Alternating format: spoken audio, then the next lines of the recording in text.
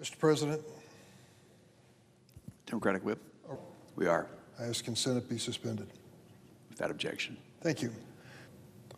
There was an exodus of millions of people from Venezuela. You might say, if you believe that the United States has no responsibility, what's it our business anyway?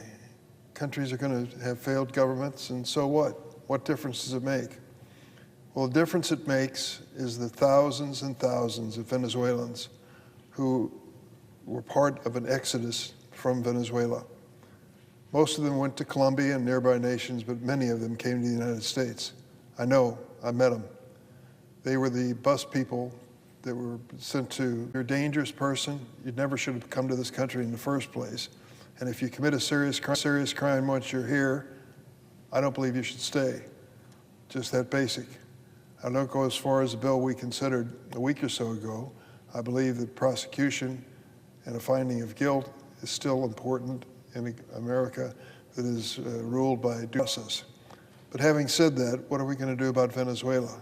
The same man's still there, and there have been not one but two rotten suspects in the time since I've been there. Last July, for example, Venezuela held another presidential election during which the regime arbitrarily blocked leading opposition candidates from the ballot and tried to undermine the electoral process.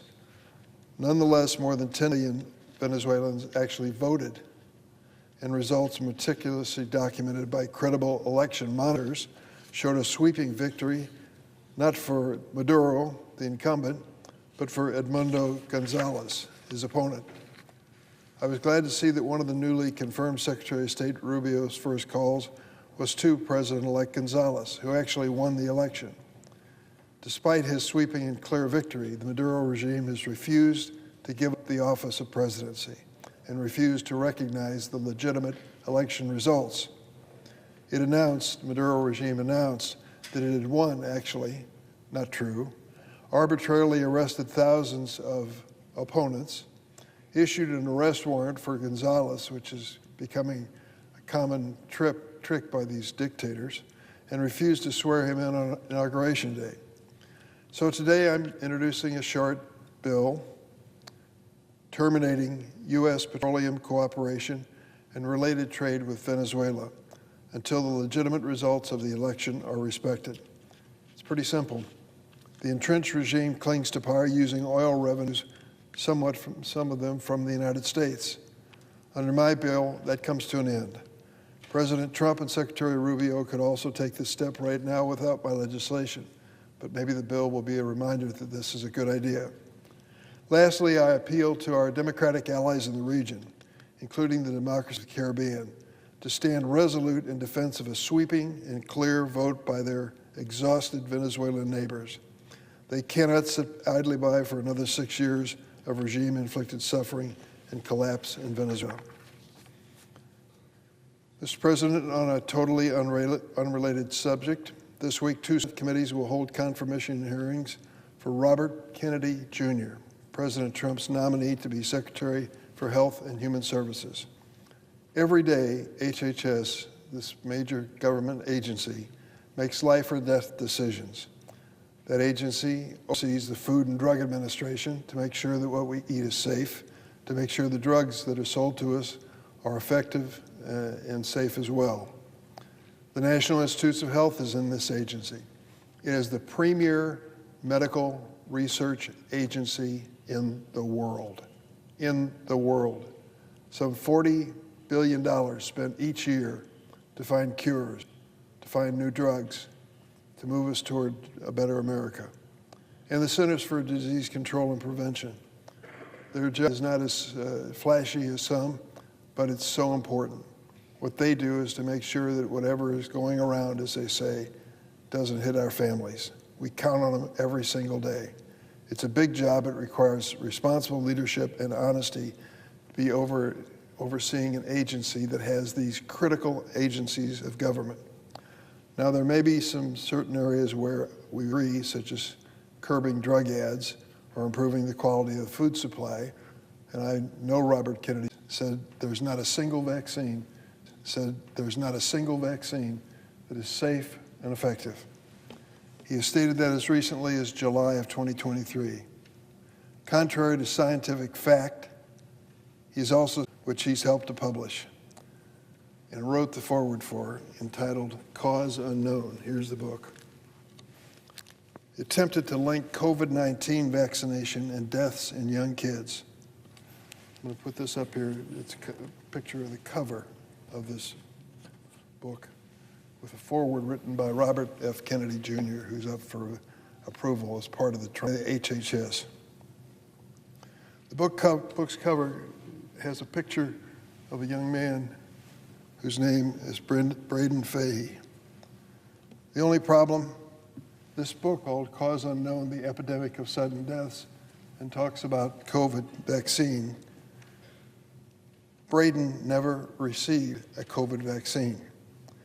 This poor little boy died at a football practice due to a malformed blood vessel in his brain, and the book included his photo without the knowledge or consent of his parents, the height of irresponsibility. Mr. Kennedy pushes facts aside when he wants to tell us about his agenda.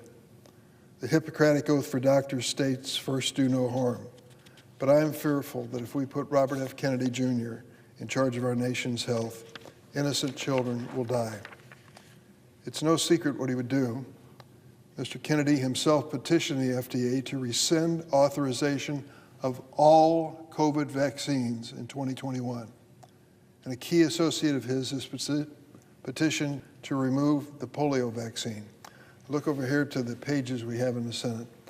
I think of my own experience when I was 4 or 5 years younger than them. It was in the 1950s. We knew polio because we saw kids in our classrooms who were here today and in the hospital tomorrow. They contracted polio. It could be deadly. It could be crippling. It could affect you for the rest of your life.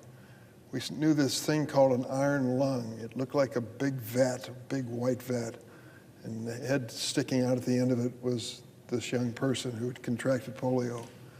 This iron lung was helping these young kids to breathe and stay alive. We lived in dread of the possibility of coming down with polio. I remember talking about it when I was a little kid. How do you get polio? Nobody knew. And then the day came when Dr. Jonas Salk, developed a vaccine that was going to protect us from coming down with polio.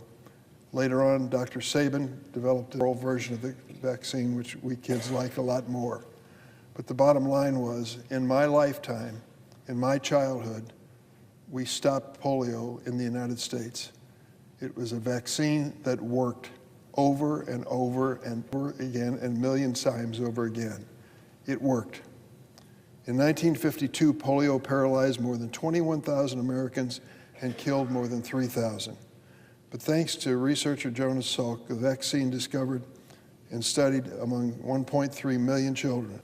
They did testing of thousands of kids across the United States before they injected all of us, and it was proven safe.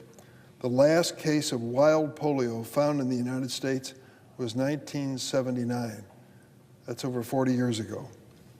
Robert F. Kennedy, Jr. has spread conspiracy theories to discourage uptake of the measles vaccine, for example, including traveling to Samoa to spread lies about its safety, fueling an outbreak that took 80 lives in Samoa. Before the measles vaccine, 48,000 people were hospitalized each year in the United States, with thousands experiencing life-threatening brain swelling. By 2000, measles was officially declared eliminated because of vaccines. Mr. Kennedy's dangerous anti-science views don't stop with these obvious plus vaccines that have helped America. He has also targeted the fluoride in drinking water. We have been adding tiny bits of fluoride in our drinking water for over 70 years in the United States. We have tested it every way you can imagine, as we should, to make sure that it is safe for all of us to drink. And the test comes from my own children and grandchildren. It's safe and it helps. But Robert F. Kennedy Jr. doesn't accept that. He wants to contest fluoride in drinking water. This man is not a scientist. He's a political figure, and I've known him for many years. He has no special knowledge or authority when it comes to these issues, and sadly buys into a myriad of conspiracy theories. Let's be clear, there is no evidence that current recommended levels of fluoride cause any harm. On the flip side, it's been established, as I said, for over 7 decades that it helps prevent cavities and dental surgeries in children. God forbid we ever encounter another pandemic or infectious disease threat. Do you really want this vaccine denier, Robert Kennedy Jr., at the helm? I issue a challenge to my 99 Senate colleagues. Go ask your local children.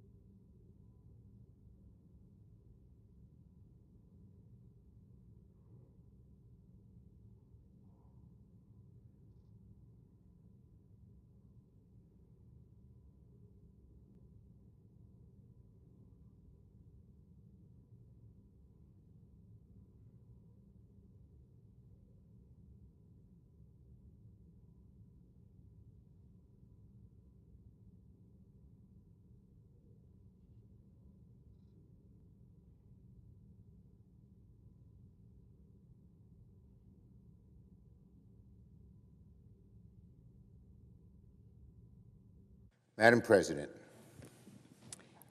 The Democratic leader. we're going to fall behind. So I hope our bipartisan efforts on AI, which made some progress last year, will continue and even in a more robust way this year. Next, on the price of eggs. Earlier today, I was in upstate New York at two beloved family-owned diners, Alton's near. It seems President Trump has insurrectionists firing government watchdogs instead of focusing on things ordinary Americans care about, like the price of groceries. The president owes the American people some answers. What is he going to do about the price of eggs that's been exacerbated by bird flu? When hundreds of thousands and even millions of chickens die, they lay fewer eggs. And when there are fewer eggs, the price goes up. The problem's reaching crisis levels. In November, a dozen eggs cost approximately $4 at a grocery store in New York, already too high. It used to be $2 a year earlier. Now, that same dozen eggs costs $6. And experts believe that the price of eggs could increase as much as 20% more this year if outbreaks continue, meaning that the same dozen eggs would be $8. Every day we hear about the spread of bird flu. Last week, farmers on Long Island had to slaughter 100,000 ducks. Long Island's one of the duck-producing capitals of the country, in response to another outbreak. So, President Trump, what's your plan to stop the spread of bird flu? The more bird flu spreads, the higher egg prices will go, and the less money in people's pockets for rent and gas and other expenses. We need some action. Now, luckily, we have some resources available. Last year, I helped secure over $300 million in federal funding ahead of the new administration to keep the government laser-focused on ending the bird flu crisis. And should the $300 million prove insufficient, I'll keep working in a bipartisan way to more federal resources in the upcoming budget negotiation. One thing is certain, we have a lot of budget cuts, none with a sharper axe than Russell Vought. The Trump administration and Mr. Vought should not try to impound these congressional-approved funds, because we know Mr. Vought wants to impound in many, many places and not spend money that's. And this is a small but classic example of how the federal government's action, not inaction, can get your prices lower. Real action, spending the $300 million that we put in the budget in December, and more funds if needed, can reduce bird flu. The Department of Agriculture knows how to do it, can help farmers reduce the bird flu in their flocks, and get our prices of eggs back down again. Let's get to work. The money is there and ready to be used. We need the federal government to work overtime with experts in the coming months to keep the outbreak in check and keep grocery prices in check for families. Now on the IGs. Last Friday, while most Americans were asleep, President Trump conducted a midnight massacre of many of the federal government's nonpartisan independent watchdogs. The president did not notify the Congress of his decision, as is required by law. The president did not offer any substantive explanation for these firings.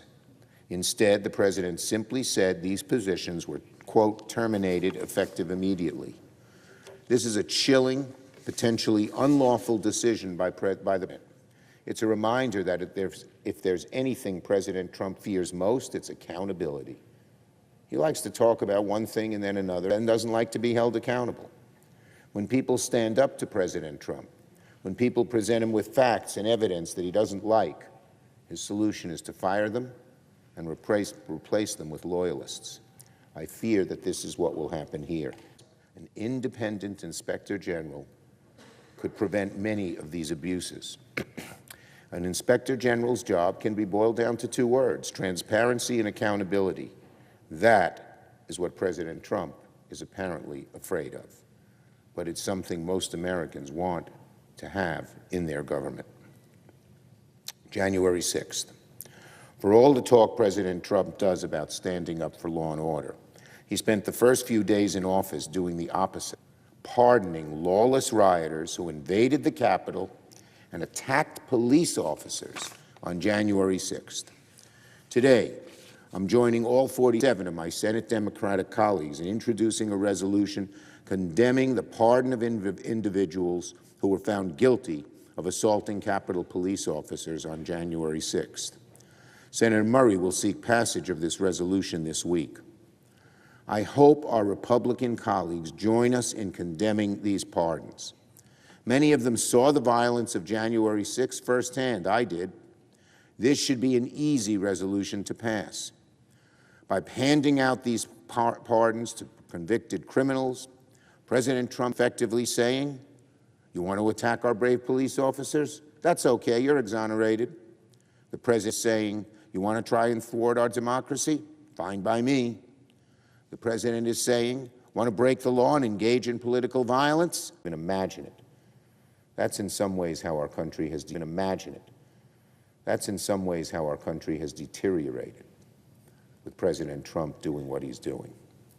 The people who invaded the Capitol on January 6th, whether they engaged in violence or not, committed a very serious crime.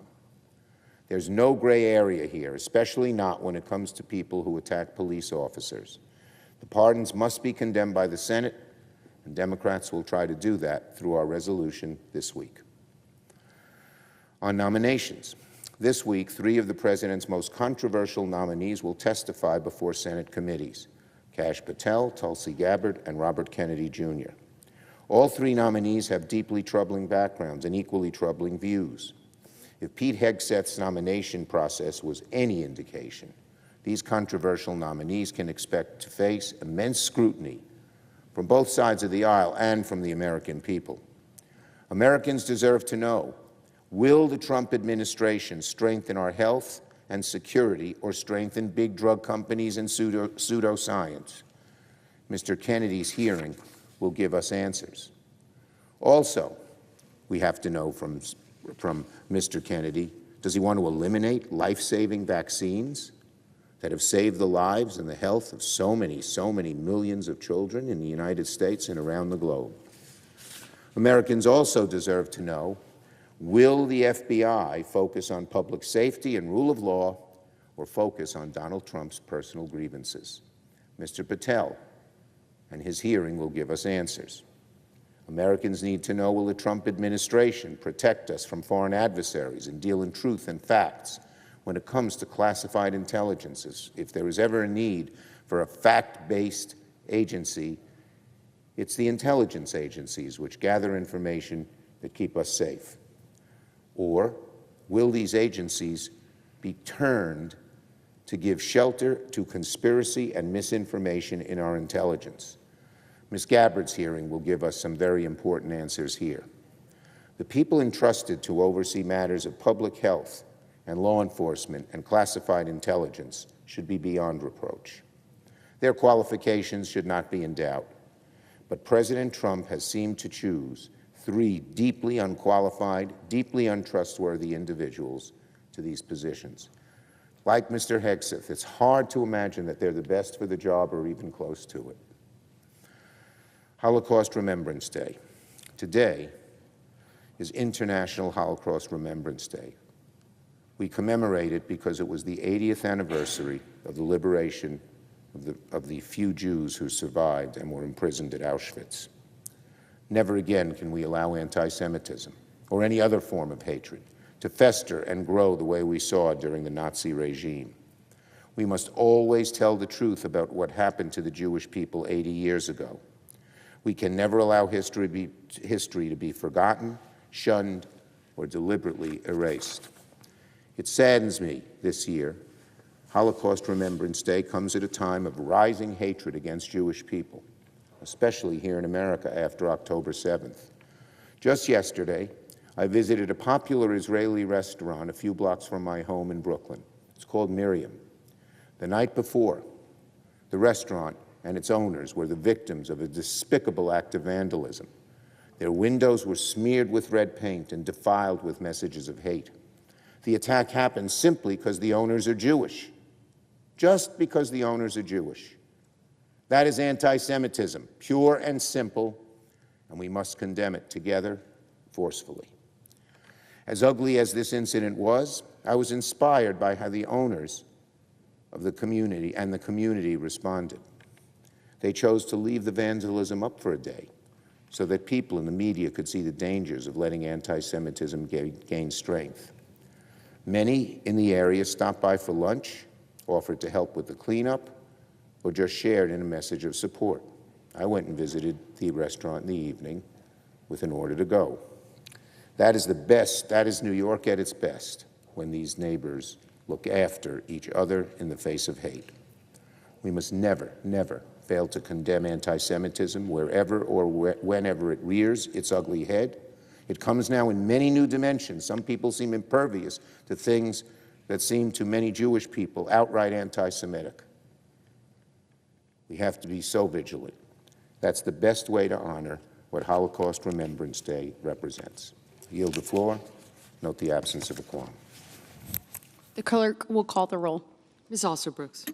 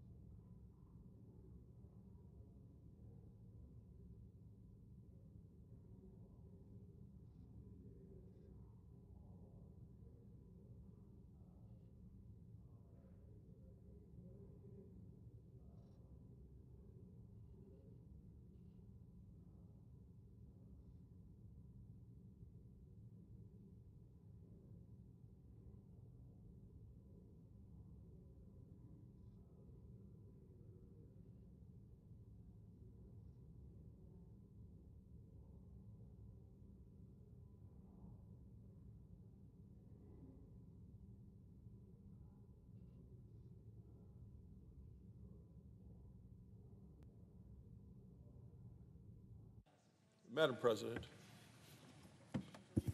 The majority. Thank you, Madam President. I ask unanimous consent that the quorum call be vitiated. Without objection. Thank you, Madam President. Madam President, as if in legislative session, I ask unanimous consent that the Senate now proceed to the en bloc consideration of the following Senate resolutions which were submitted earlier today.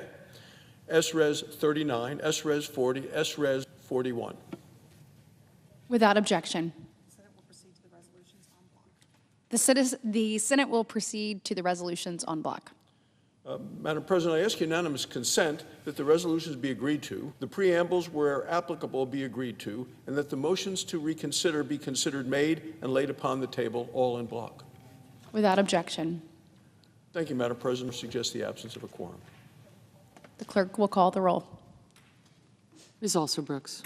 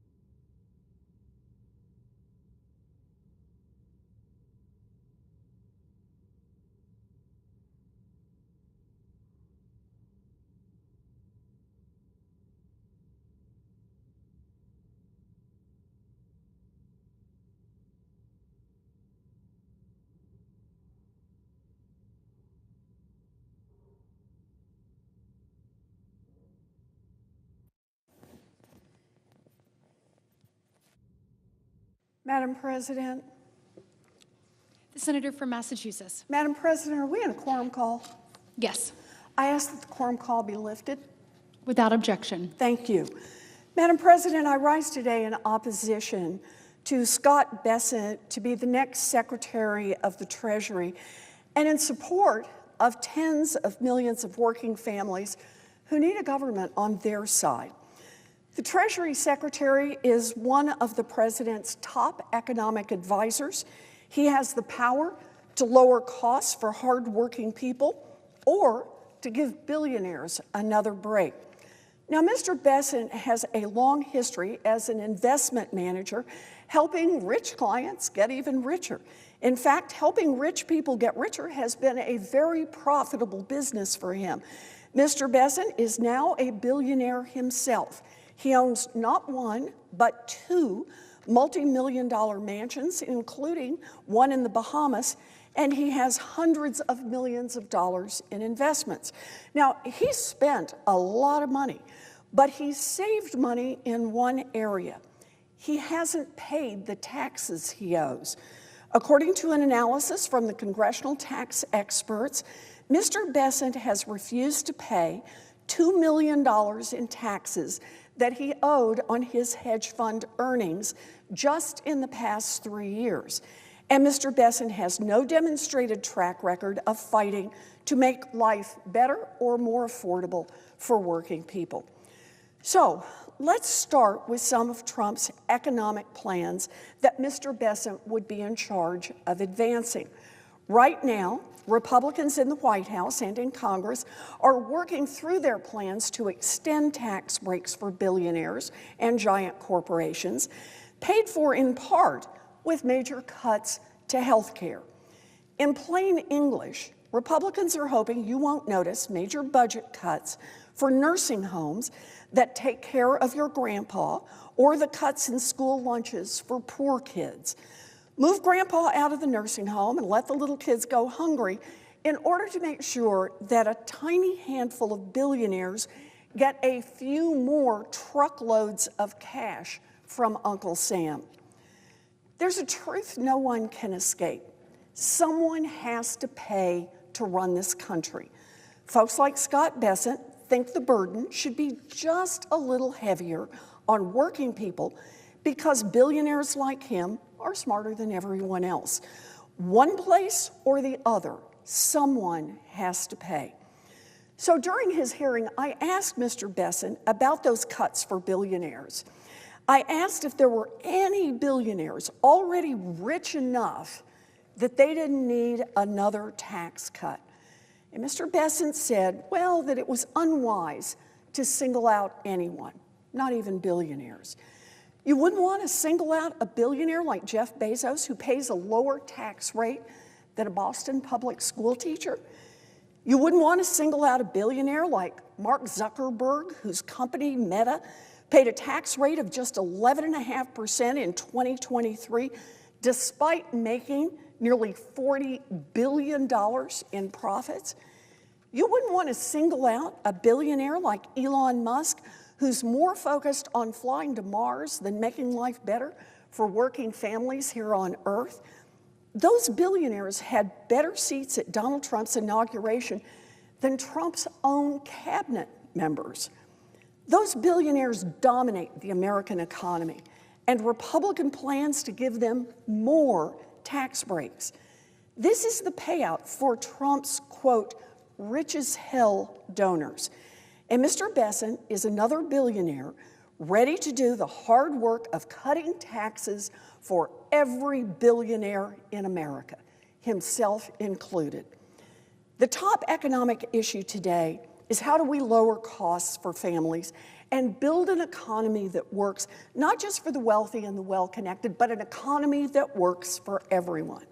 I'm hammering out plans to make it a little easier for families to be able to pay their bills, to buy a home, and to build some financial security. Trump's tax breaks for billionaires is the same old Republican playbook of trickle-down economics. Help the rich get richer and leave everyone else behind. But that's not the Trump administration's only bad economic idea. Mr. Bessent has been an advocate for deregulating Wall Street and letting big banks load up on risk. Deregulate Wall Street.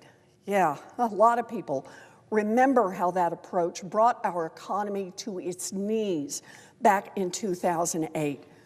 People who remember include the millions of people who lost their homes, the millions who lost their jobs, the millions who lost their savings. And now, once again, President Trump wants to run that same economic play, and Mr. Bessent is the guy he's picked to do it. We don't need less oversight of giant banks and Wall Street movers and shakers. Risk is building in the system. The too big to fail banks are quietly taking on riskier investments. The shadowy private credit market has loaded up on highly leveraged loans. And after waves of catastrophic losses, the insurance industry is facing a reckoning that even climate change deniers can't ignore.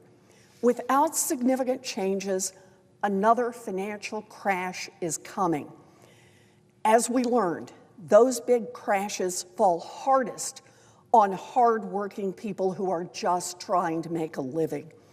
A billionaire willing to roll along on deregulation poses a threat to the economic well-being of every American. And a billionaire who supports more tax cuts for every single billionaire in America is not someone who is watching out for hardworking families. For me, this is simple. I am ready to work together with President Trump's team wherever we agree to help working families. But I'm also ready to fight like hell when Republicans pursue economic policies that load up the risk in our financial system or tax policies that mostly benefit billionaires. I will vote no on Mr. Bessent to be the next Secretary of the Treasury, and I urge my colleagues to do the same. Thank you, Madam President, and I suggest the absence of a quorum. Will the senator withhold her request? Yes.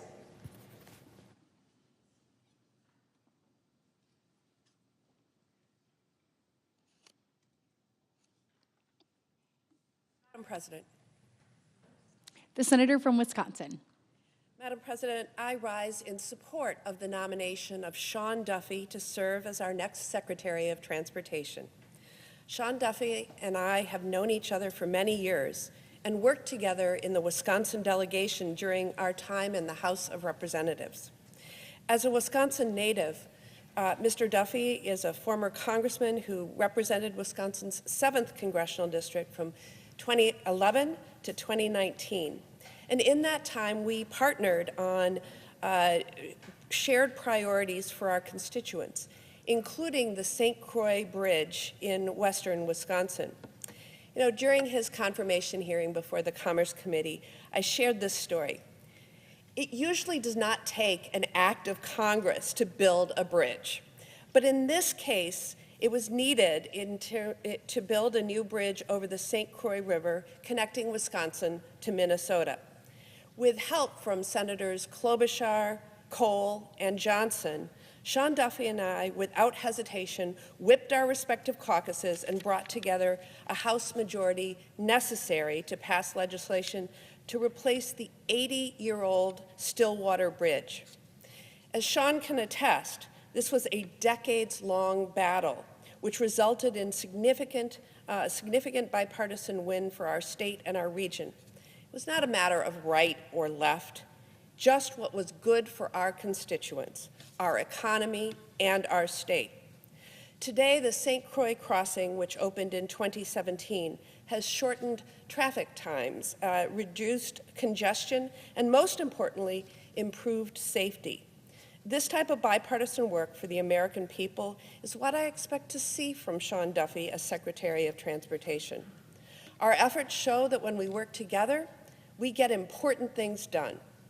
And as I told my colleagues on the Commerce Committee about the nominee, we haven't always agreed, and I'm certain that will continue to be true. I will be the first to call out any efforts to roll back our Buy America rules or weaken safety or increase costs or cut funding for critical projects like the Blotnick Bridge in my state. At the end of the day, I'm confident that Sean Duffy is the right person for this job and will help deliver for Wisconsin families, businesses, and workers. He's committed to being a strong partner on strengthening Buy America rules, and I look forward to working with him on our upcoming surface transportation reauthorization. I expect that he will work with members on both sides of the aisle to improve our infrastructure and address challenges in the years ahead. I urge my colleagues to support the nomination of Sean Duffy as Secretary of Transportation. And now I note the absence of quorum. The clerk will call the roll. Ms. Also Brooks.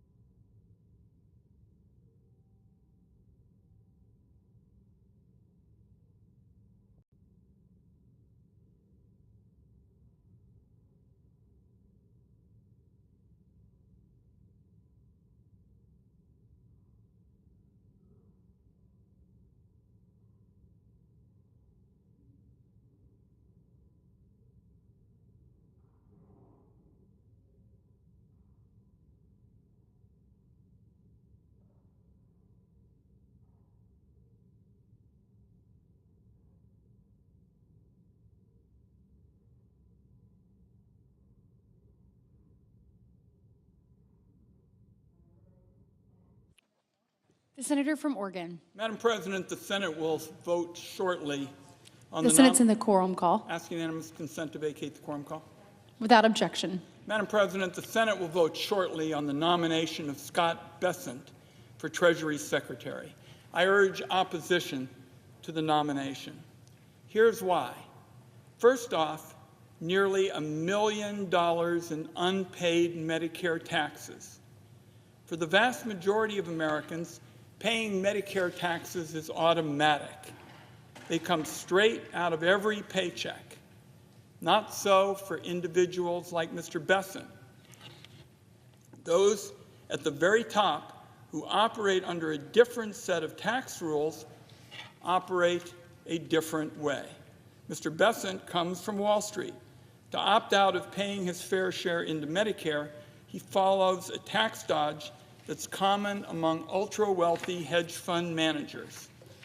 They spend top dollar to get the best tax lawyers and accountants.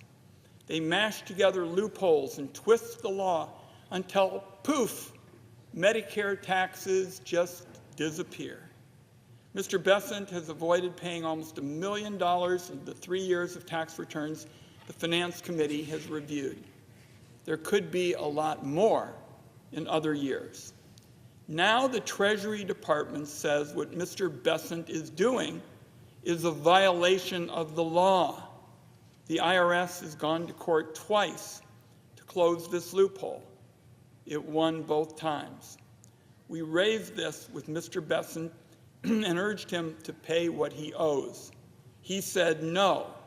He's just going to wait out the appeals process, running down the clock in the hopes he doesn't have to pay. So if Mr. Bessent is confirmed the day that he's sworn in, the Treasury Secretary will be in violation of Treasury policy. Let me repeat that, Madam President. If Mr. Bessent is confirmed, the day that he is sworn in, we will have a Treasury Secretary who is in violation of Treasury policy. It is an absurd double standard to maintain for the benefit of one individual with immense power. It also raises the question, is he going to change Treasury's position on this issue, enriching himself and other Wall Street billionaires? Or will the Treasury and the IRS continue to enforce its policy for all the taxpayers of this country except the sitting Treasury Secretary? This was not the only tax issue identified in his returns. There were questionable losses from side businesses and a questionable debt write-off. We asked for documentation to prove that Mr. Bessent was following the law and paying what he owed. He didn't provide that either. The reality is what Mr. Bessent owes in Medicare taxes is a trivial amount compared to someone with his wealth. He could do the right thing and pay. He wouldn't even notice it. It's routine for nominees that come through the Finance Committee to have to resolve the tax issues we spot in the vetting process. Mr. Bessent has refused that as well. Second issue with the nomination. Madam President, I've seen a number of nominees, and I can't recall meeting one in my time on the committee who was more unprepared. He struggled to answer basic tax policy questions in one-on-one meetings and in his committee hearing. For example, I asked him a simple policy question. Should wages be treated differently than wealth? Madam President, this is a central question in the debate about taxes. When senators talk about the unfairness of the tax system, this issue I asked him about is the center of the debate. It's a question of whether the ultra-wealthy should get a better deal than the people who work for a living. Mr. Bessent fumbled, and after a bit, he basically just said, Madam President, that's the way it is. Senator Hassan asked the nominee another important issue about research and development incentives, matters that both sides care about. I know the President of the Senate and I have talked about that research and development issue many times.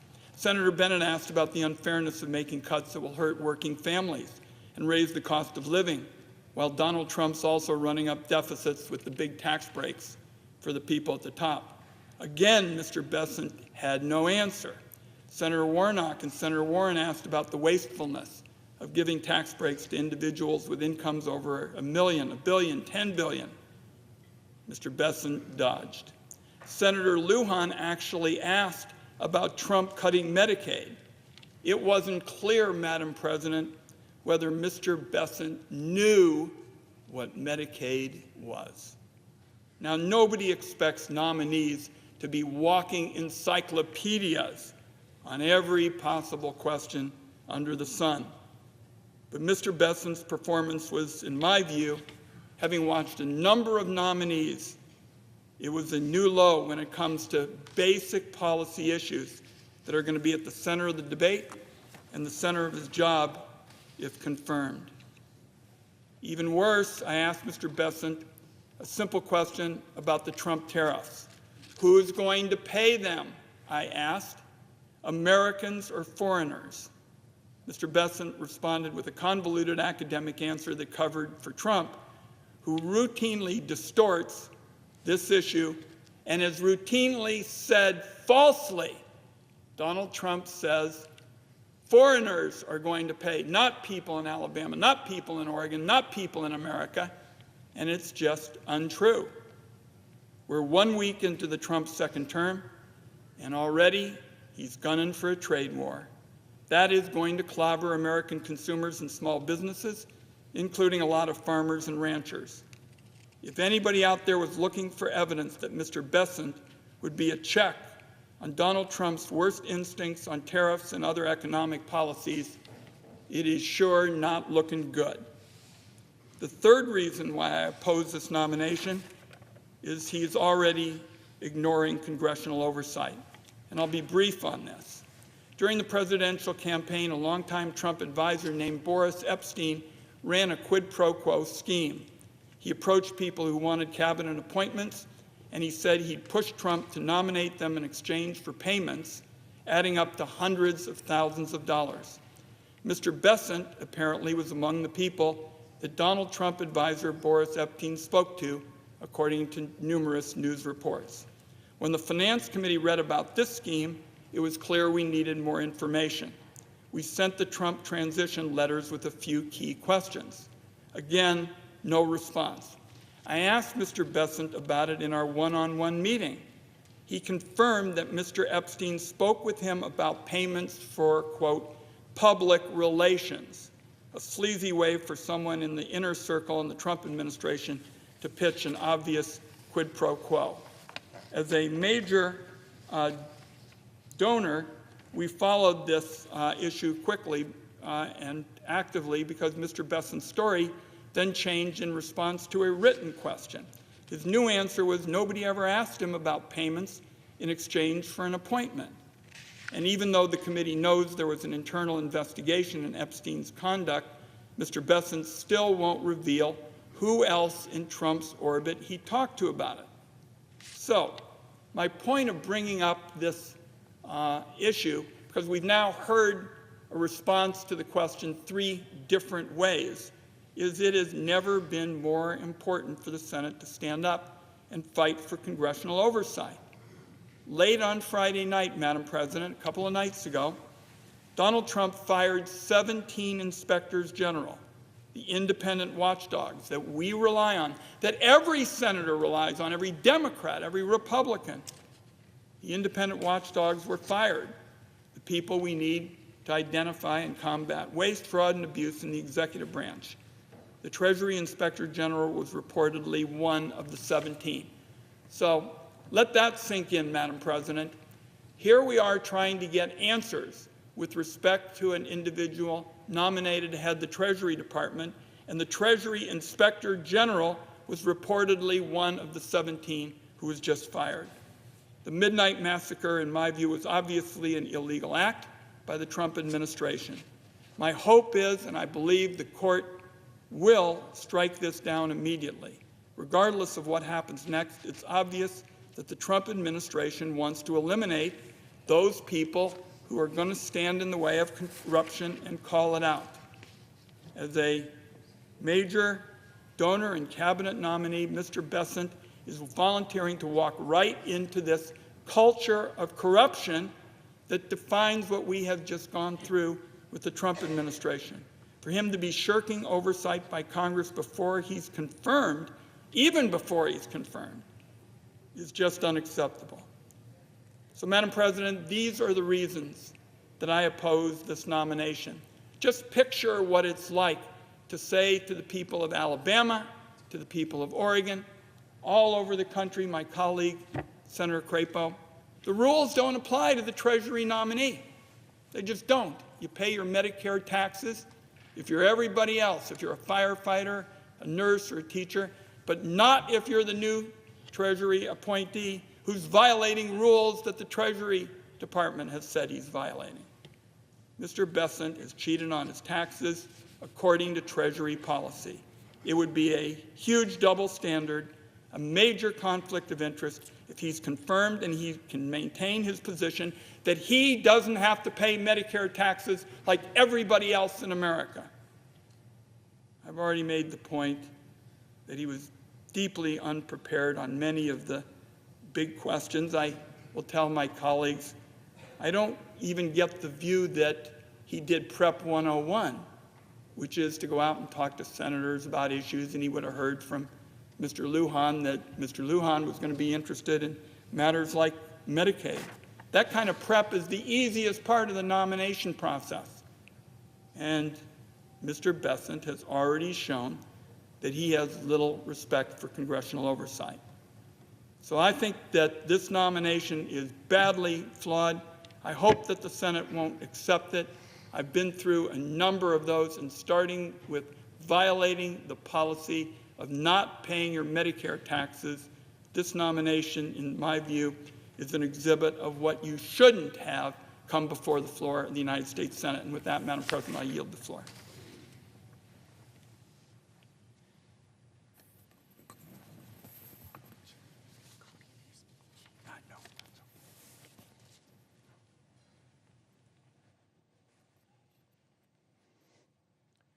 Madam President. The senator from Idaho. Thank you, Madam President. I rise today to urge my colleagues to vote in favor of the confirmation of Mr. Scott Bessent, who has been nominated to serve as Secretary of the Treasury. Over the weekend, the Senate voted with broad, bipartisan support to advance Mr. Bessent's nomination. In fact, 15 of my Democrat colleagues joined Republicans in advancing Mr. Bessent's nomination. Despite Mr. Bessent's prolific experience and qualifications, which cannot be disputed, a few detractors framed their policy preferences, and I emphasize policy preferences, as if they are compliance issues with regard to his taxes. Let me be clear. Mr. Bessent followed all applicable law and met the Finance Committee's long-standing and rigorous diligence standard. The Finance Committee has the most rigorous standards for vetting nominees of any committee in this Congress, including looking at their past tax returns and having tax experts come in and evaluate their tax returns with us. His diligence matched that which has applied to nominees in previous administrations. Contrary to what you've heard, he provided extensive supporting material for all of the attacks on him, including more than 3,000 pages worth. And he and his staff spent countless hours with Republican and Democrat Senate Finance Committee members and staff going over all of these allegations and all of these claimed failures to pay taxes. He's gone further by not only divesting all of his business ties, which is no small task, but by publicly committing that if there is any change in the law in the future on these policy arguments, that he would comply with those changes in the law. But let me state this again as clearly as it can be said. Scott Bessent paid his taxes. I've heard it said twice on this floor that he did not pay his taxes. Experts have gone over his tax returns, and he has complied with standard prevailing interpretations of the tax code every time. The issue here is that the IRS wants to change the interpretation of the tax code.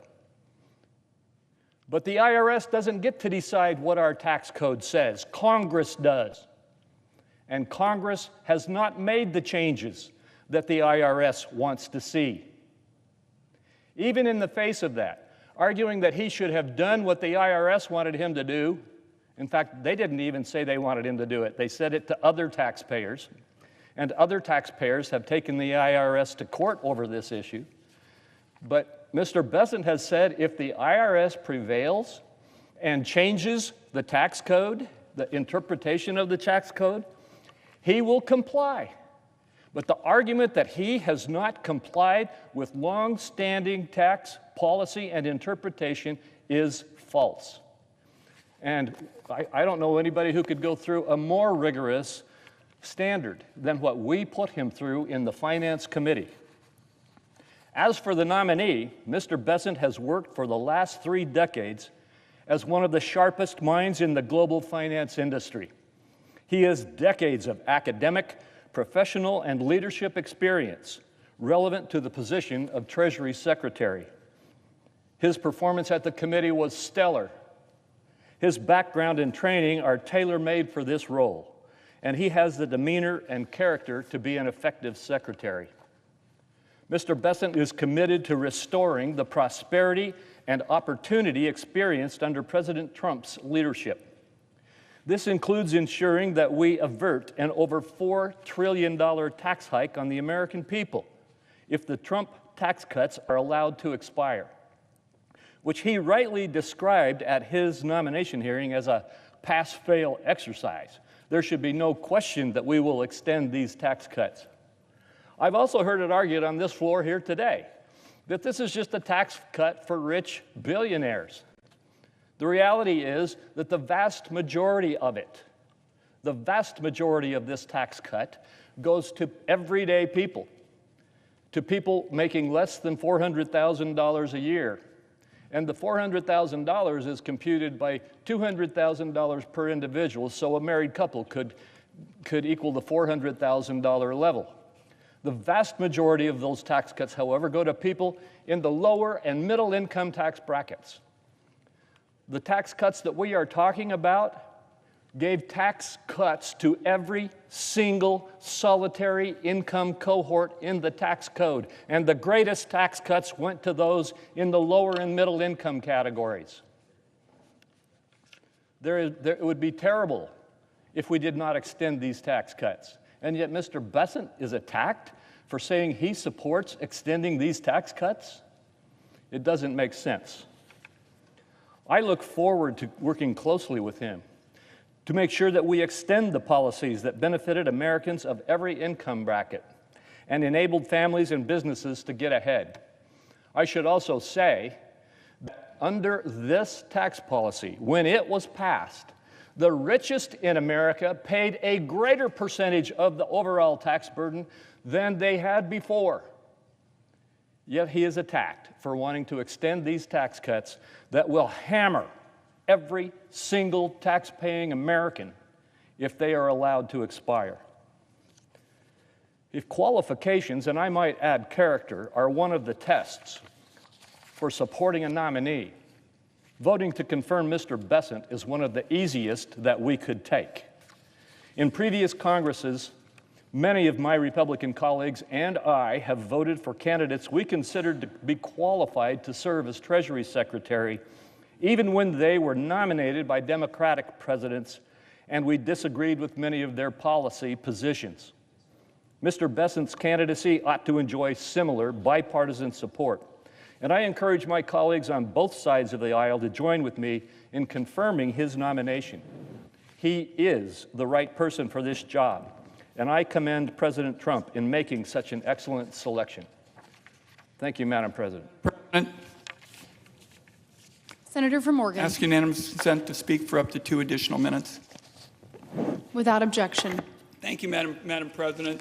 And I've often worked with Senator Crapo in a positive way, and I know we're going to do that in the future. I just want to make sure that there's no confusion with respect to this Medicare tax issue.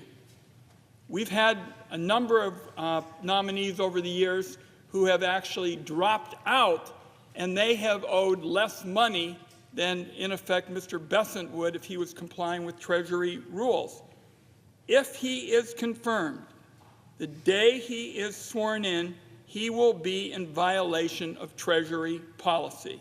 And we will have established another double standard in the tax area that sends a message that if you're powerful, you've got accountants, you've got lawyers, you can basically figure out a way to not pay what you pay if you're a firefighter and a teacher. And I think that double standard is regrettable. I continue to urge opposition to the nominee. Madam President, I ask unanimous consent for just 15 seconds. Without objection. I'm going to state again, Mr. Bessent went through the most rigorous evaluation of his tax returns that anybody in America has ever faced. He passed the entire test every time. He has paid the taxes he is owed under the United States government's tax code.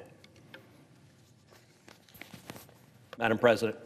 The senator from Texas. Madam President, I ask unanimous consent that I be allowed to complete my brief remarks before the vote that is scheduled tonight.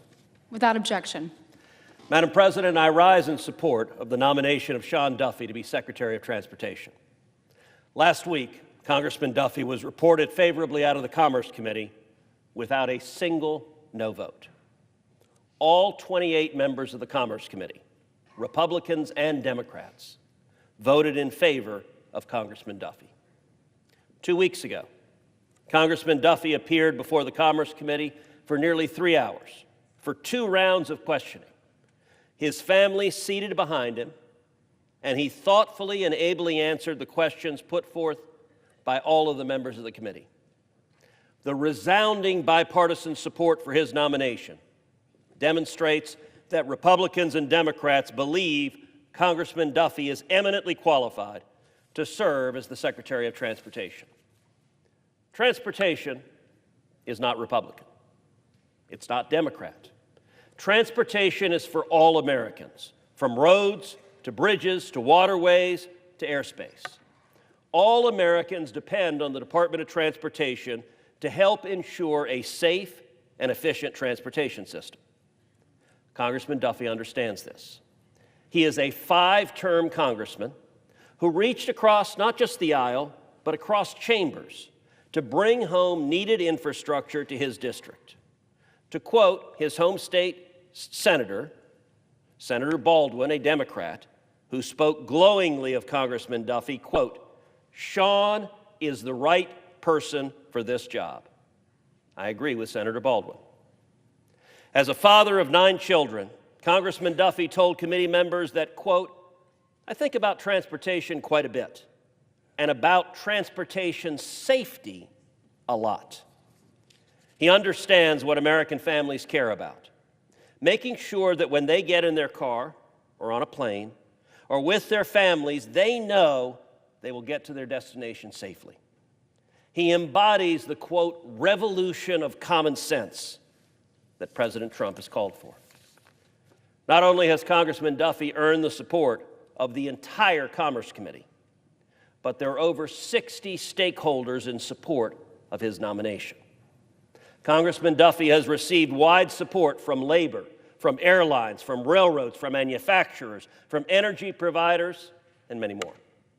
It is my hope that given this unanimous support that Congressman Duffy received on Wednesday from the Commerce Committee, that the entire Senate can follow suit, that we can all agree he is the kind of consensus-driven leader we need at the Department of Transportation.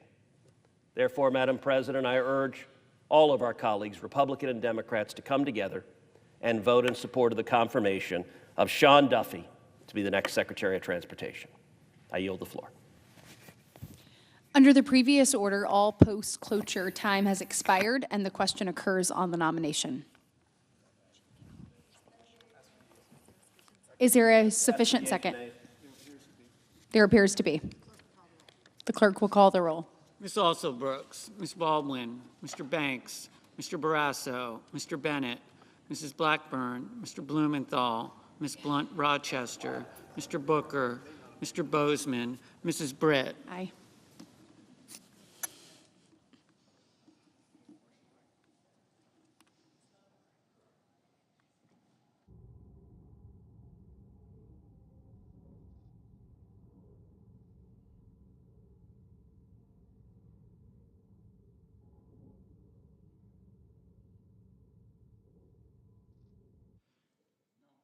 Mr. Budd.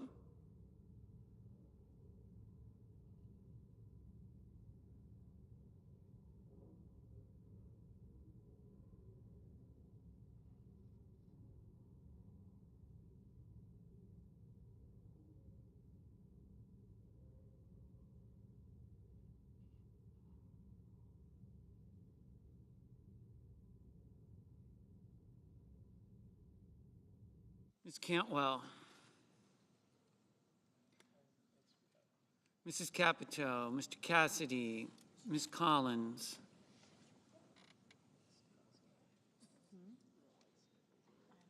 Mr. Coons, Mr. Cornyn.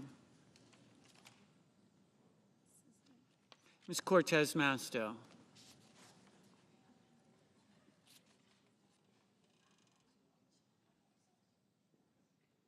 Mr. Cotton, Mr. Kramer, Mr. Crapo, Mr. Cruz, Mr. Curtis, Mr. Daines, Ms. Duckworth, Mr. Durbin,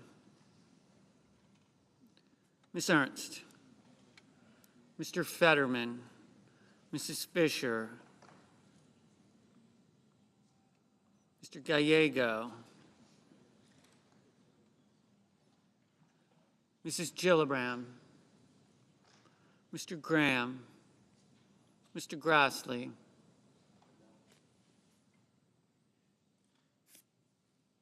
Mr. Haggerty, Ms. Hassan, Mr. Hawley, Mr. Heinrich, Mr. Hickenlooper, Ms. Hirono, Mr. Hoven,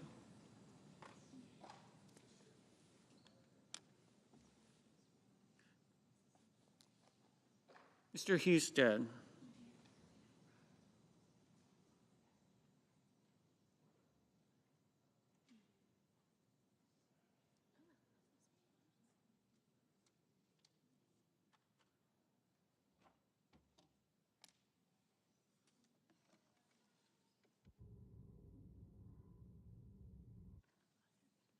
Mrs. Hyde-Smith, Mr. Johnson,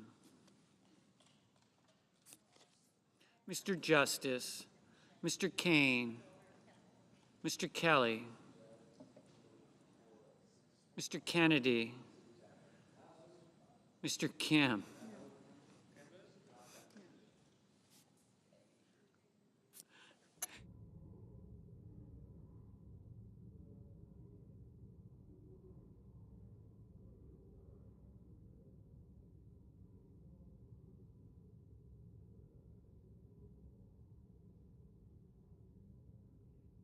Mr. King,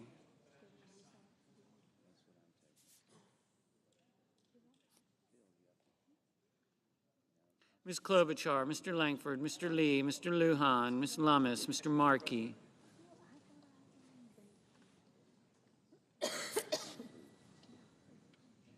Mr. Marshall, Mr. McConnell, Mr. McCormick, Mr. Merkley, Mrs. Moody,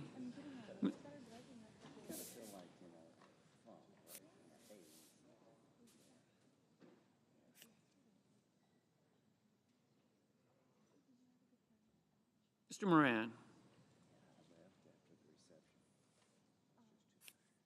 Mr. Moreno,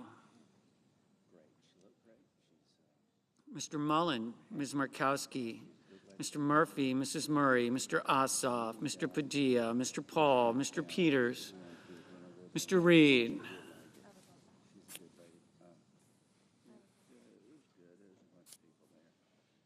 Mr. Ricketts,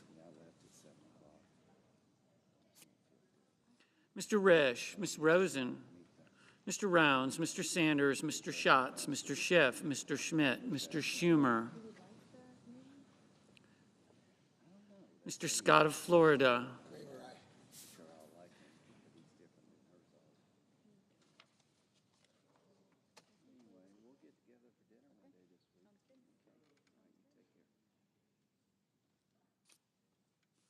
Mr. Scott of South Carolina,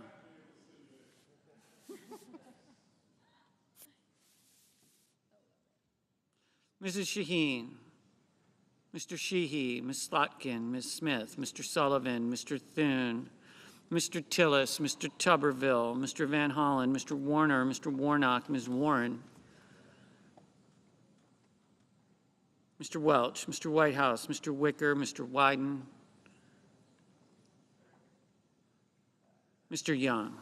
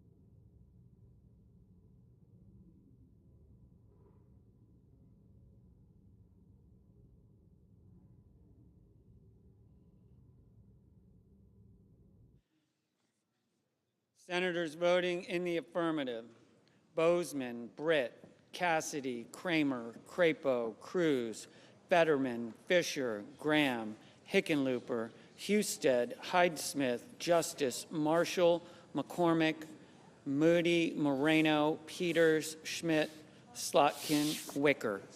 Mr. Kane, aye.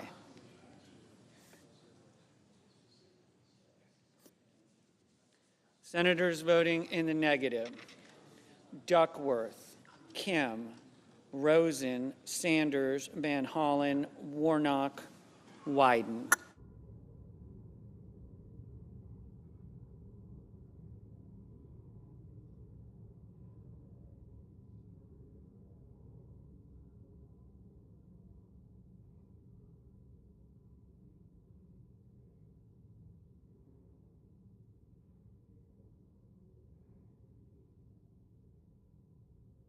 Mr.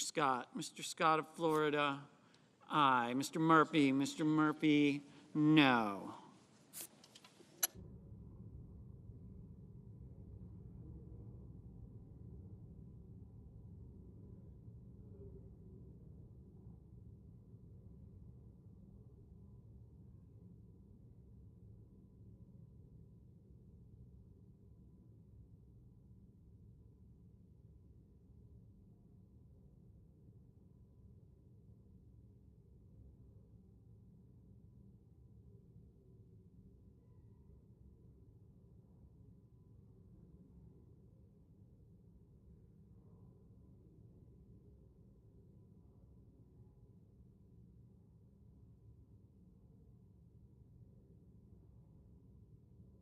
Mr. Heinrich, no.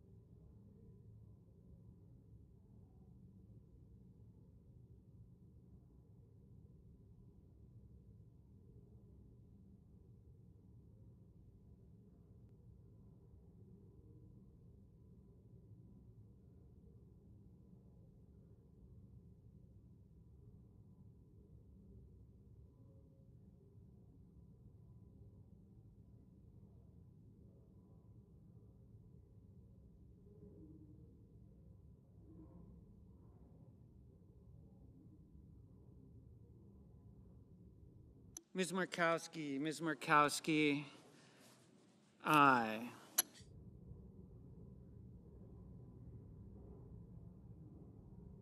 Mr. Cotton, aye.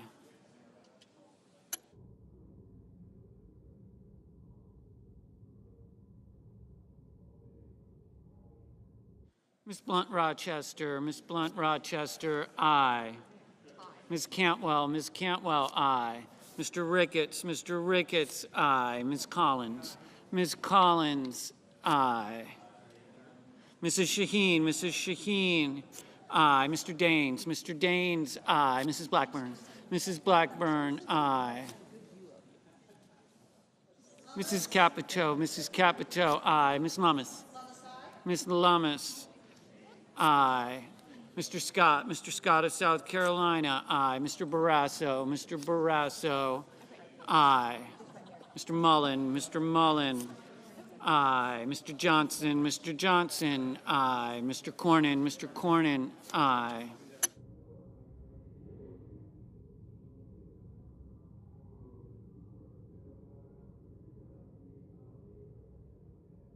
Mr. Langford,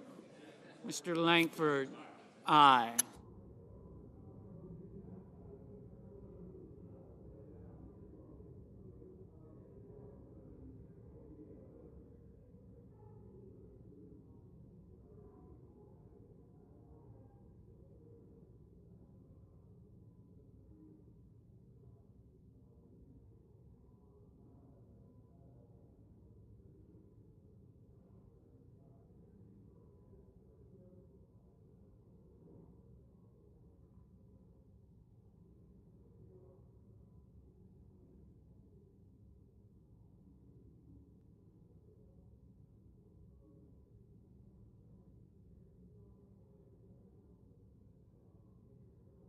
Mr. Tuberville, aye.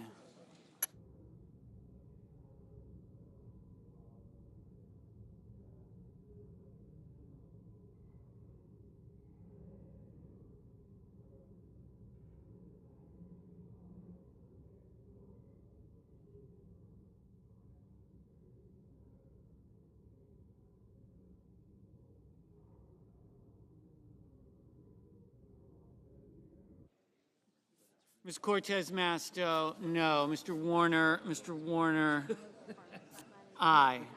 Mrs. Gillibrand, aye. Ms. Klobuchar, no. Mr. Schatz, no. Ms. Baldwin, no. Ms. Warren, no.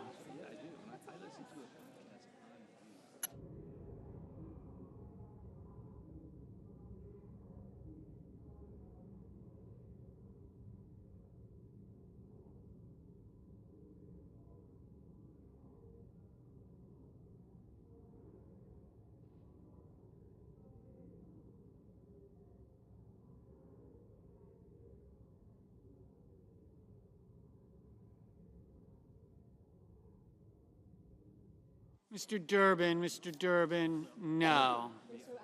Mr. Gallego, aye.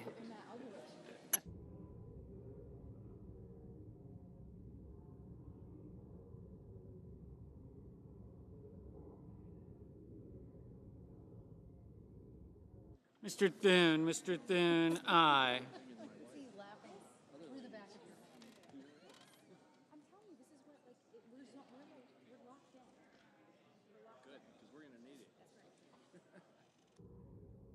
Mr. Booker, aye. Mr. King, aye.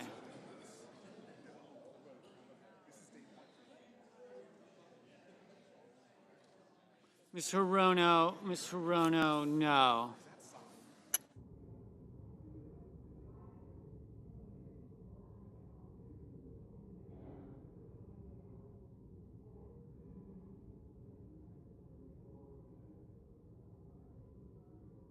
Mr. Grassley, aye. Ms. Hassan, aye.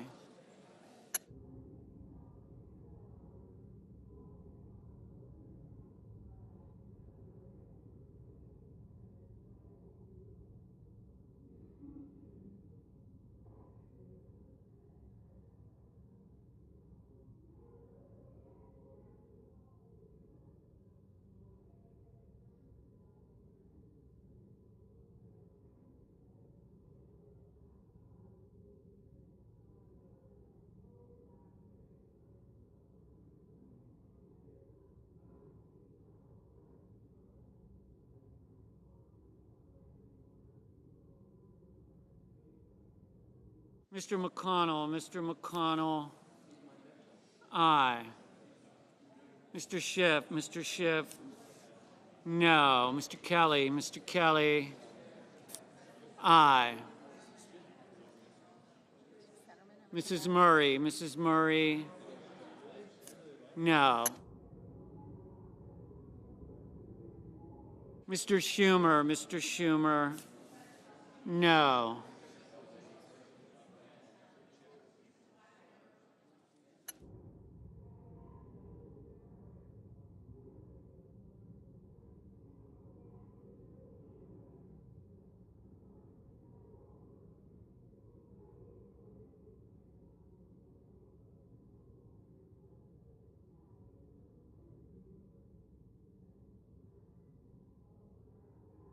Ms. Smith, no.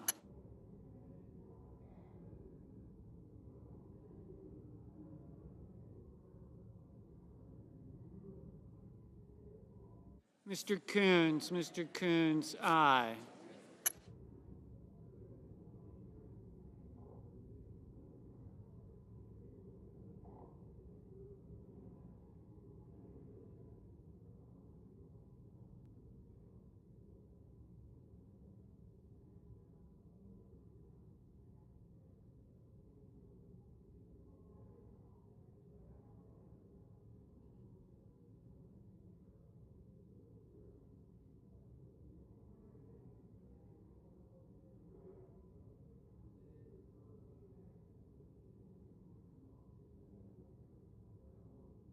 Mr. Reed, no.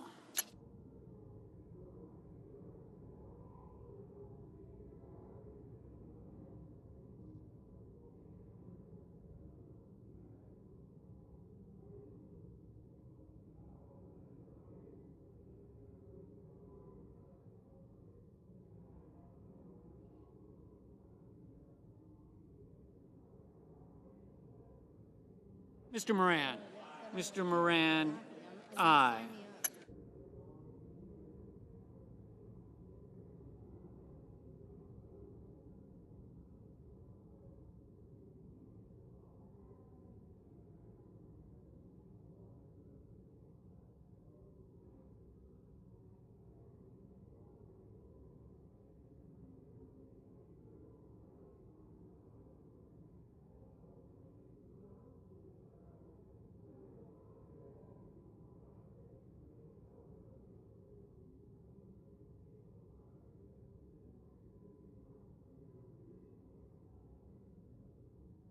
Mr. Rounds, aye.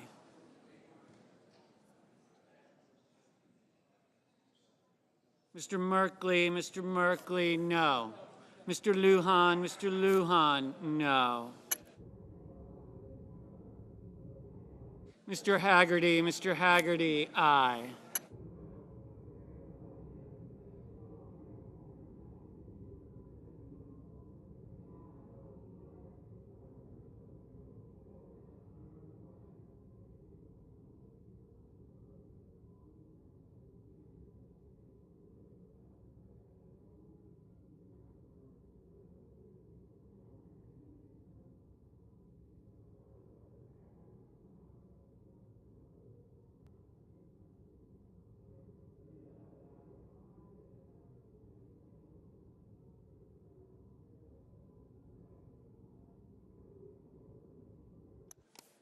Mr.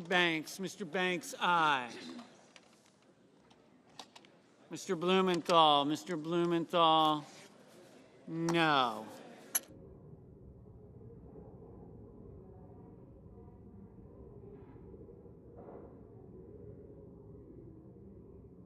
Mr. Tillis, aye.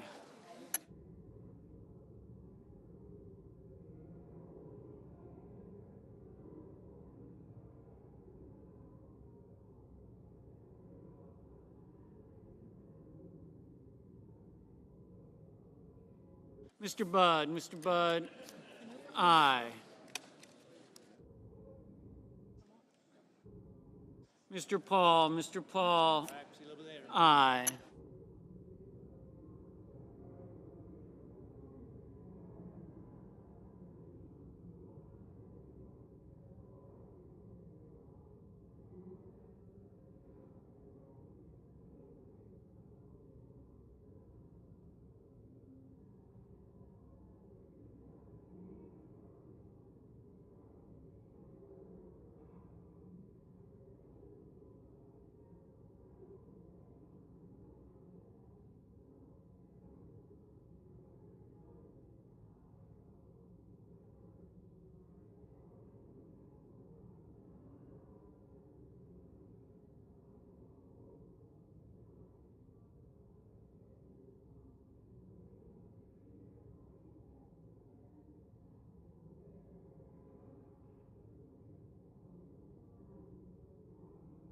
Mr. Sullivan, aye. Colonel Ricketts, you are.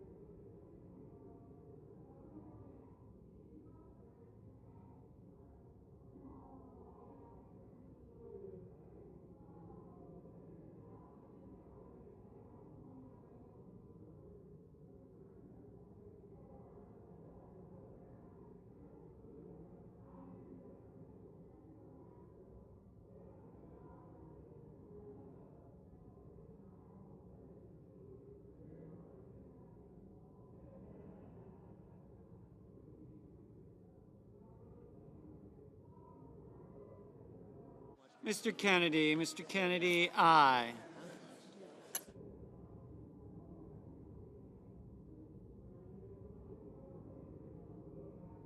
Mr. Markey. Mr. Markey.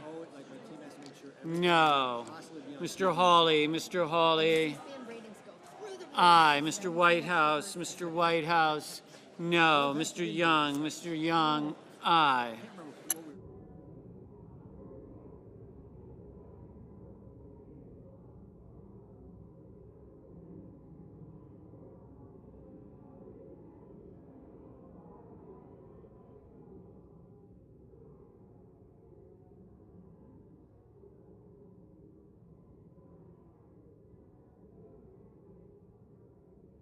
Mr. Lee. Mr. Lee. Aye.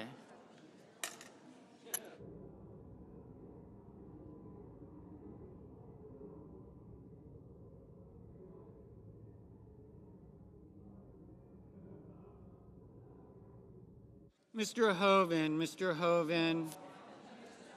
Aye.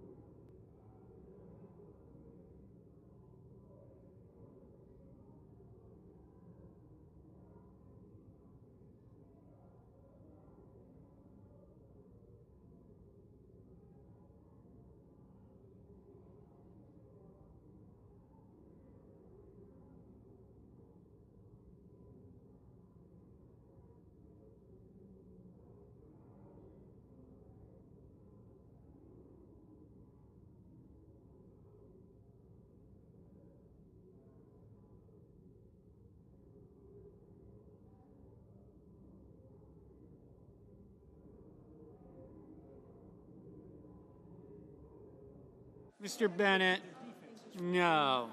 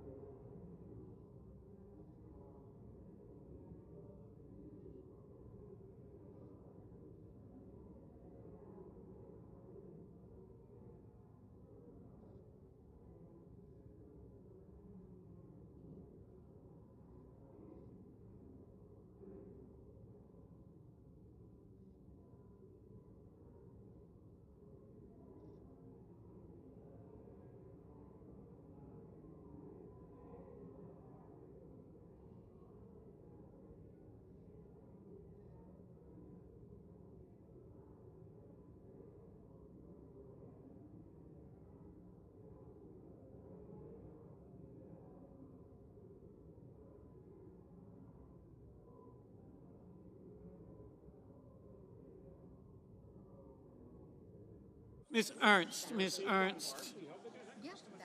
Aye.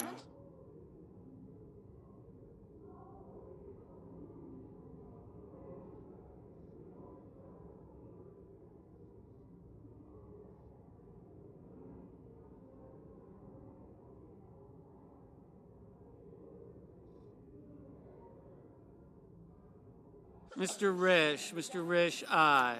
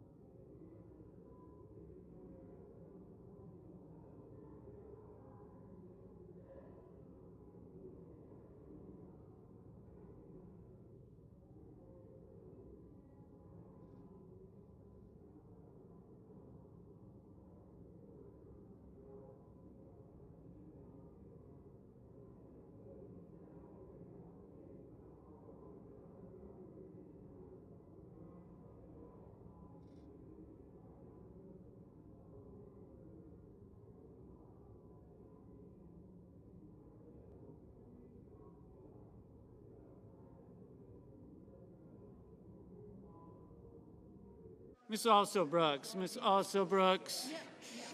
No.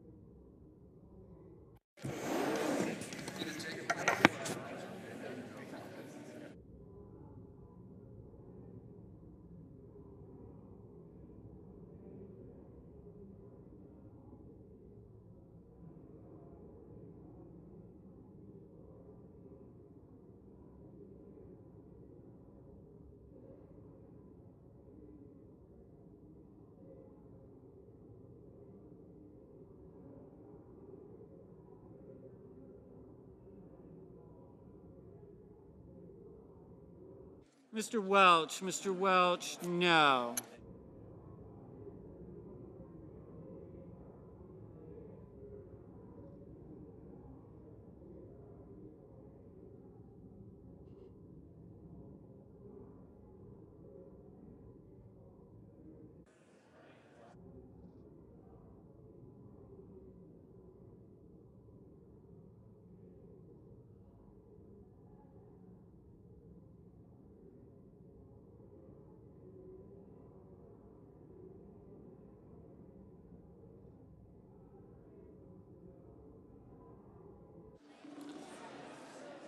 The yeas are 68, the nays are 29. The confirmation is confirmed.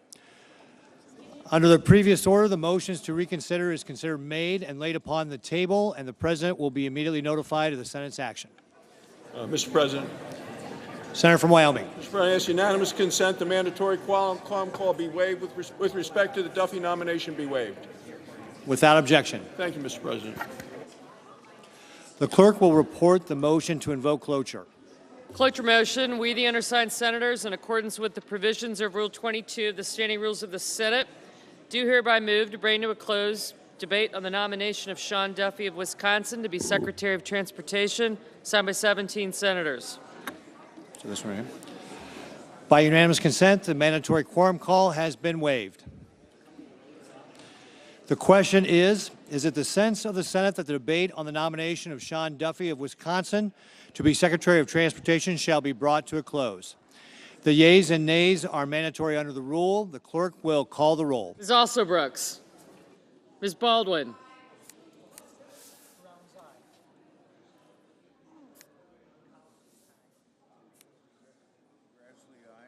Thank you. Thank you.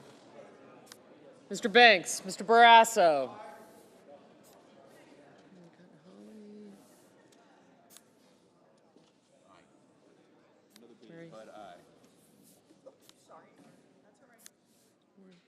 Thank you.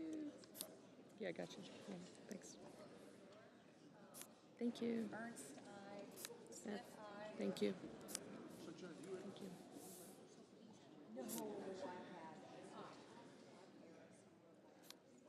Mr. Bennett, Mrs. Blackburn.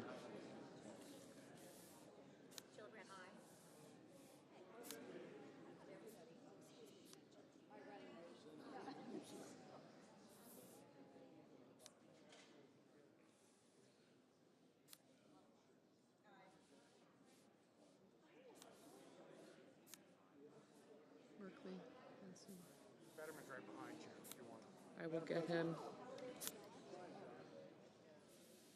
Thank you. Thank you. Gotcha, thanks.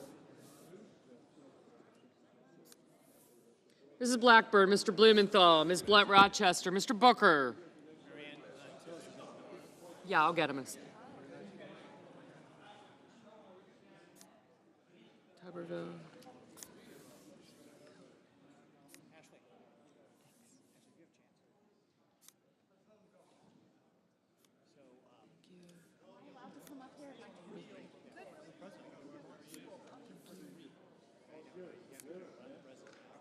I did, thank you. Did he vote?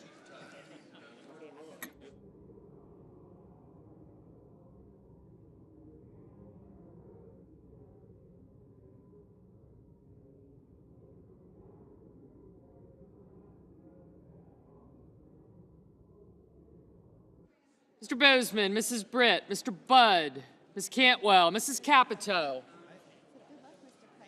Mr. Cassidy, Ms. Collins, Mr. Coons,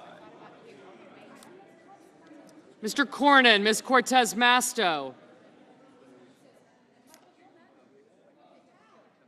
Mr. Cotton. Thank you.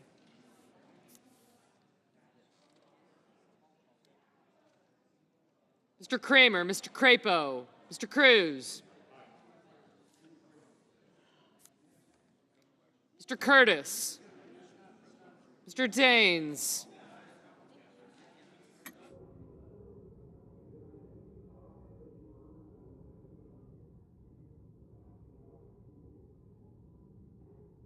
Ms. Duckworth,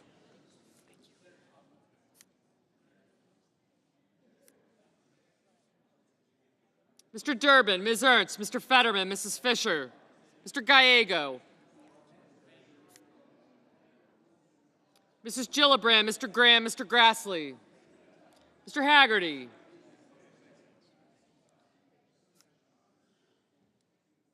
Ms. Hassan, Mr. Hawley, Mr. Heinrich, Mr. Hickenlooper, Ms. Hirono, Mr. Hoven, Mr. Husted, Mrs. Hyde-Smith, Mr. Johnson, Mr. Justice,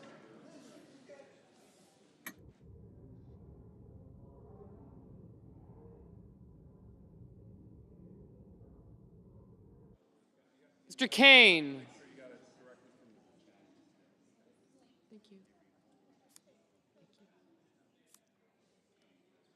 Mr. Kelly, Mr. Kennedy,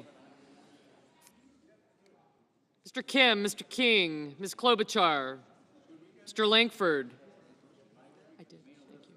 Mr. Lee, Mr. Lujan, Ms. Lummis, Mr. Markey, Mr. Marshall, Mr. McConnell, Mr. McCormick, Mr. Merkley, Mrs. Moody, Mr. Moran, Mr. Moreno, Mr. Mullen, Ms. Murkowski, Mr. Murphy, Mrs. Murray, Mr. Ossoff, Mr. Padilla, Mr. Paul, Mr. Peters, Mr. Reed, Mr. Ricketts, Mr. Risch, Ms. Rosen, Mr. Rounds, Mr. Sanders, Mr. Schatz, Mr. Schiff, Mr. Schmidt, Mr. Schumer,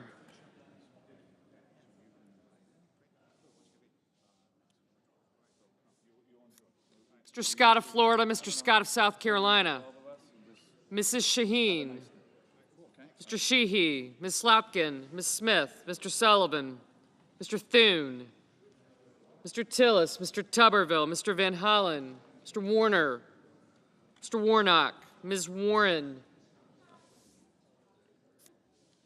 Mr. Welch, Mr. Whitehouse, Mr. Wicker, Mr. Wyden, Mr. Young,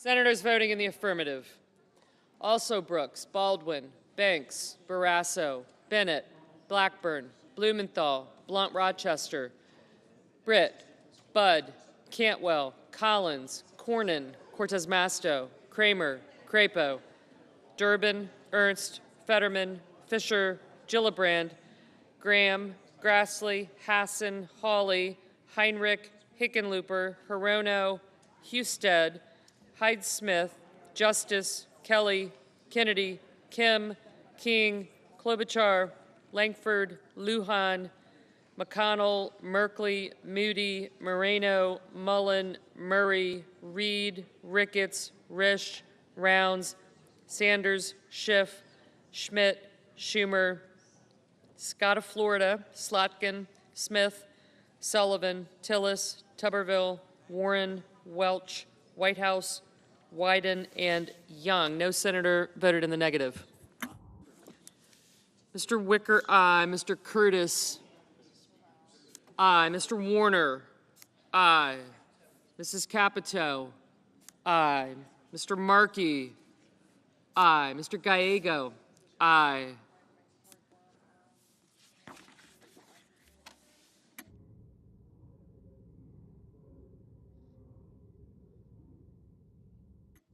Mr. Moran? Aye. Mr. Cassidy? Aye.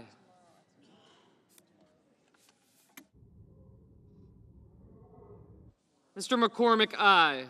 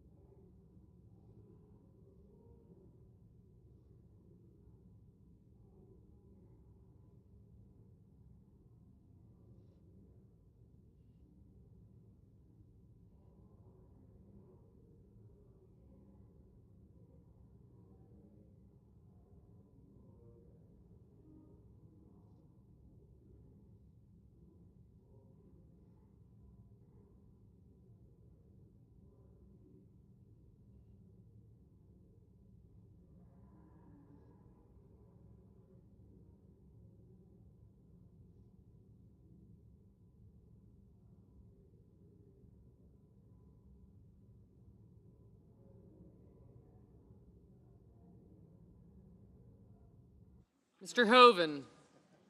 Aye. You're up to cycle 2?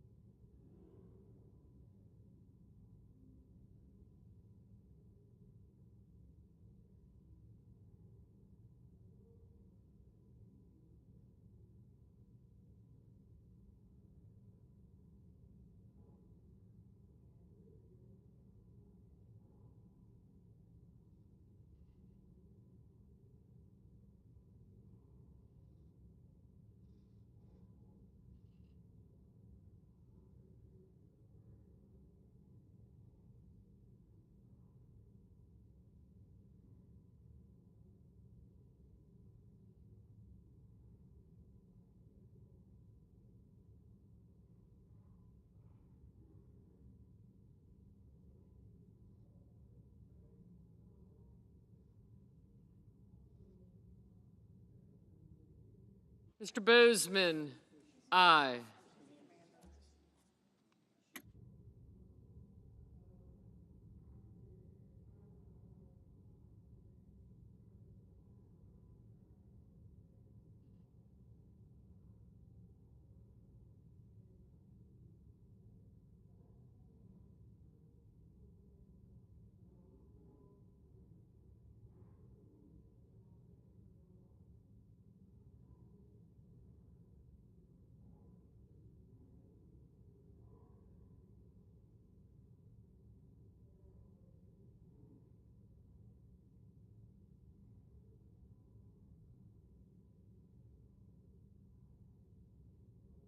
Mr. Marshall, aye.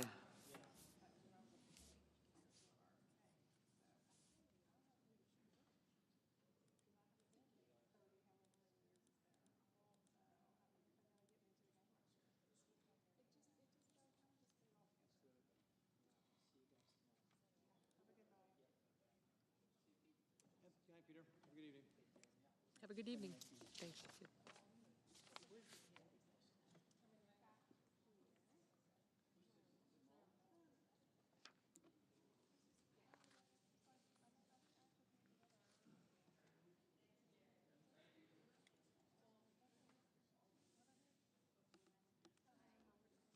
Ms. Burkowski, aye.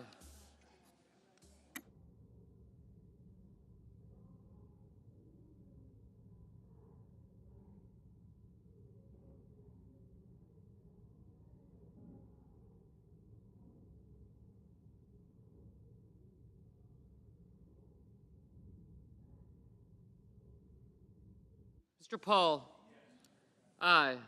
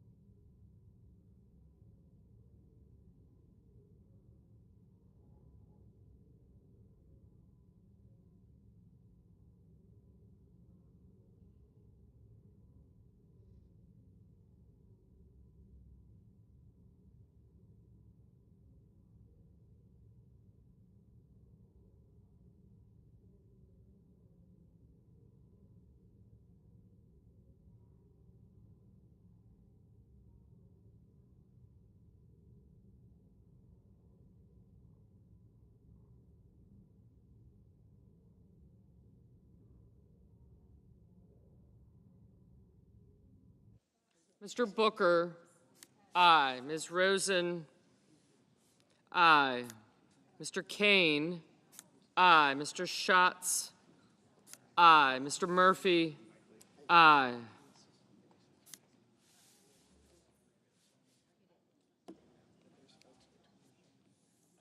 Mr. Lee, aye. Mr. Cotton, aye.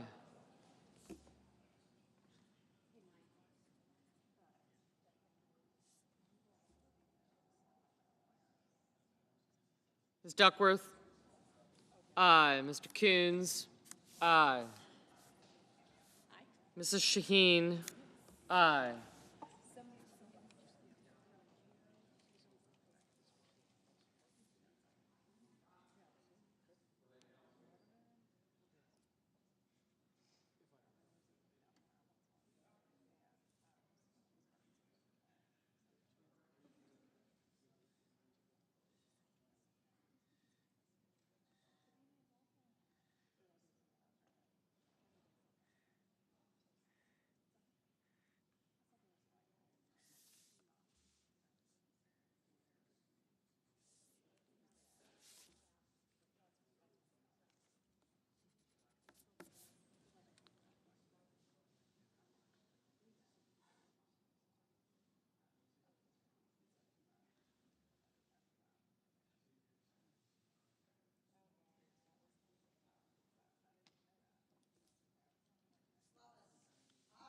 Ms. Lummis, aye.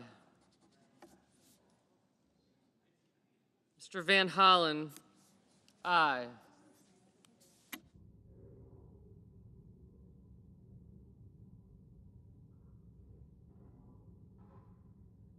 Mr. Warnock, aye.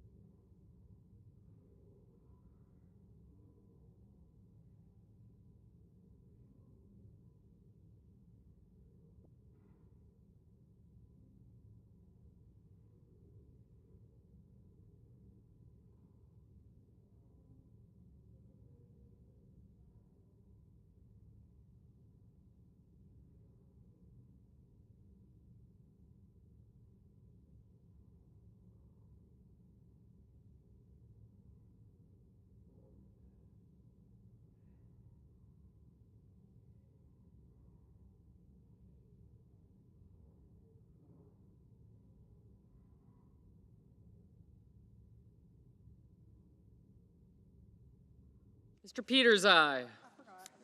Thank you.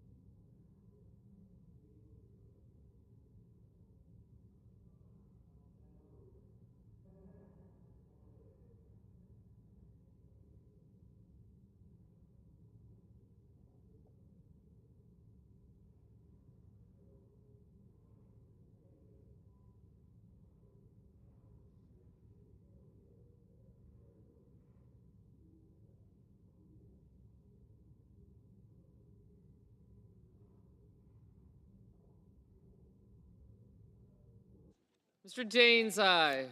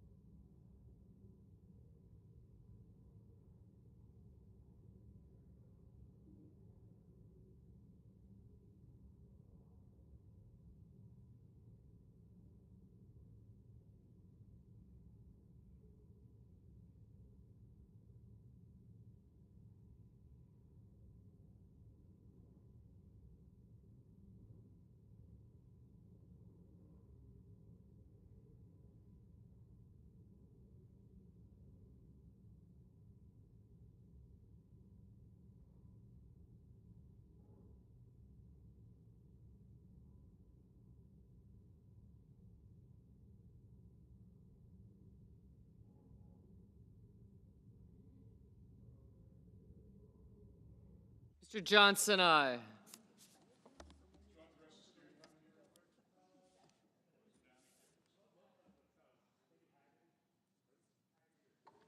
Okay.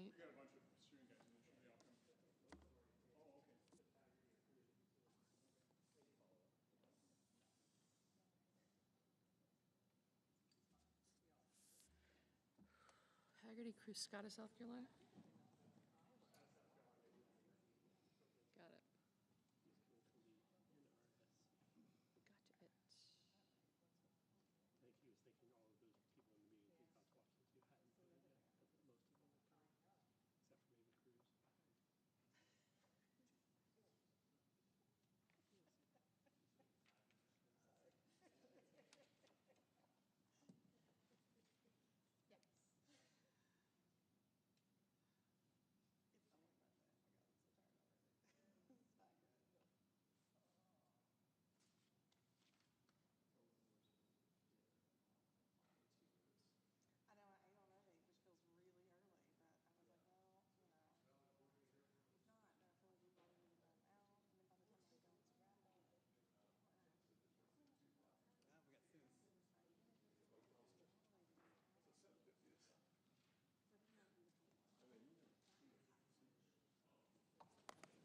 Mr. Scott of South Carolina, aye.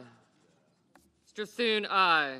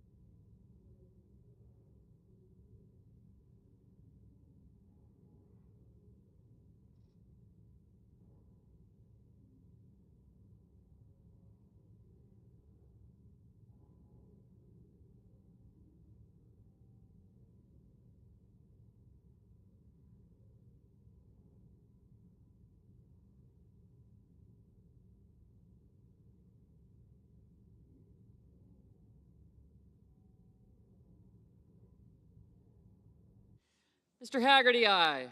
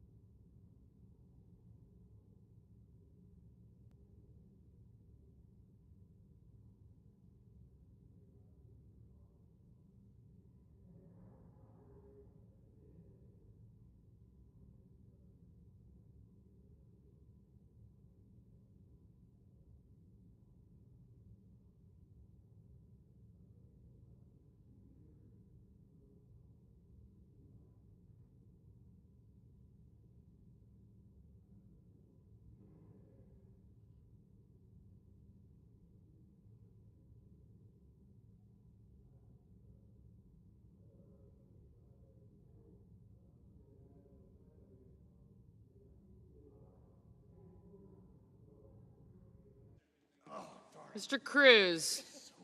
Aye.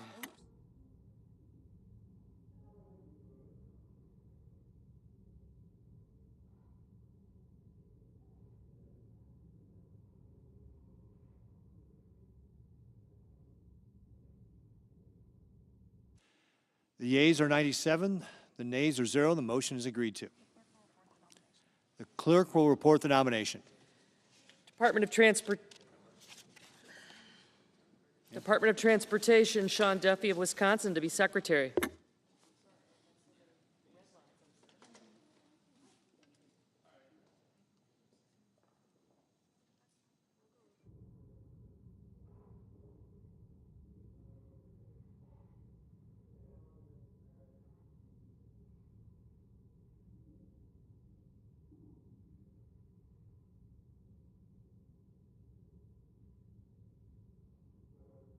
From South Dakota.